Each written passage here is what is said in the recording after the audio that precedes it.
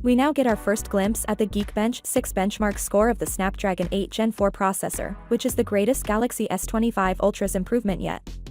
Samsung is aiming to provide a performance beyond anything we have ever seen on a smartphone. Our results are really record-breaking, particularly the multi-core score of 8,840, which is far higher than the multi-core performance of the iPhone 15 Pro. We have 2,884 single cores and 8,840 multi-cores. Not only are the scores known, but we also know the precise design of this chip. It has 8 cores in all, with performance ratings reaching up to 4 GHz. I never thought that a phone with a maximum clock speed of 4 GHz would be released, but the Galaxy S25 Ultra is about to shatter all previous records.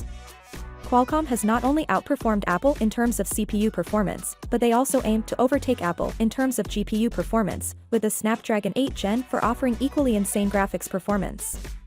The remarkable GPU update has been further revealed by Digital Chat Station, which has a stellar track record in this regard. With all these performance improvements, I really hope that serious game developers start to come to Android to take use of this amazing GPU. With the Snapdragon 8 Gen 4, Samsung will have an even greater edge over Apple when it comes to GPU performance. Galaxy, given that it is verified to be in full development, they could finally release their much-anticipated satellite connection function with the Galaxy S25 series.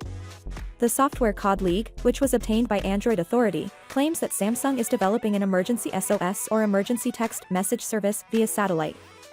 This service will allow users to send and receive texts via satellite connectivity. Since the iPhone 14 has had this feature, it is highly recommended that Samsung include this in the Galaxy S25 series. We are likely to see a more developed version of the One UI 7.0 with the S25 series. The One UI 7.0 has been the subject of several leaks lately, with influence from iOS. According to the most recent information available, One UI 7.0 will not be released until the first week of September. Samsung is reportedly working to resolve some issues before releasing the update to beta developers. If all goes according to plan, this means the beta will likely launch by the end of this month. Finally, what are your thoughts about it? So without being said, let me know your thought in the comment below, and if you are new here, please subscribe. Peace out.